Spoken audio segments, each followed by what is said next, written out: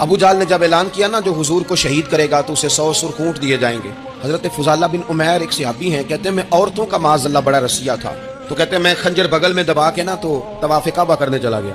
کہتے ہیں وہاں جب میں پہنچا تو میں نے دیکھا حضور بھی طواف کر رہے ہیں، تو نبی کریم نے مجھے دیکھتے ہی حضور میرے قریب آئے اور مجھے نہیں بتانا پڑا. حضور فرمانے لگے تیرا نام فضالہ ہے؟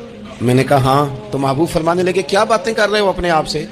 کہتے میں دل میں سوچ رہا تھا کہ طواف کرتے میرے قریب سے گزریں گے تو خنجر مار دوں گا. کیا باتیں کر رہے تھے؟ فضالہ کہتے ہیں میں تو جب آیا تھا تو ایک بی بی سے مل کے آیا تھا، میں نے کہا تھا کہ میں آج بڑی رقم لے کے آؤں گا اور معاذ اللہ تیرے پاس رات گزاروں گا. کہتے ہیں میں تو اس سے بات کر کے آیا تھا. اب حضور سید عالم صلی اللہ علیہ وسلم نے پوچھا تو فضالہ ہے؟ میں نے کہا ہاں. کیا باتیں کر رہے تھے اپنے آپ سے؟ میں نے جھوٹ بولا. میں نے کہا جی وہ تو میں تو ذکر کر رہا تھا اپنے دل میں.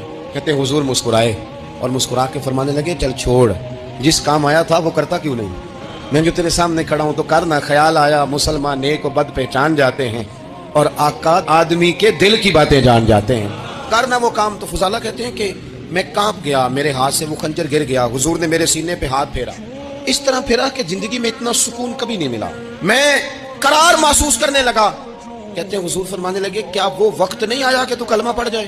کہتے ہیں میں نے فوراً کہا حضور آ گیا ہے وقت، پڑھائیں مجھے کلمہ. کہتے ہیں نبی پاک نے کلمہ پڑھا دیا، میں مسلمان ہوا. میں واپس لوٹا تو وہی عورت بن سور کر تیار ہو کر گلی میں کھڑی تھی. عادتیں بدل جاتی ہیں. شرط یہ ہے کہ ہم تھوڑی سی کوشش کریں. شرط یہ ہے کہ ہم اپنے آپ کو اللہ رسول کی بارگاہ میں پیش کریں. ہمیں سب سے زیادہ تکلیف میں ہماری اپنی عادات نے ڈالا ہے، ہماری اپنی خواہشات نفس نے ہمیں زیادہ آزمائشوں میں ڈالا. کہتے ہیں وہ عورت بن سور کے کھڑی تھی. جب میں واپس لوٹا تو پہلے میں اس کے پیچھے بھاگتا تھا، اب میں اس کے قریب سے گزر گیا تو اس نے آواز دی تو فضالہ نہیں؟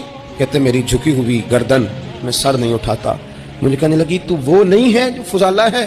میں نے کہا ہوں میں فضالہ، پر وہ والا نہیں جو تجھے ملا کرتا تھا. کہا تو اب کون ہے؟ کہنے لگے میرا ٹائٹل بدل گیا ہے، میرا تعارف بدل گیا ہے، اب میں رسول کائنات کا غلام ہو گیا ہوں.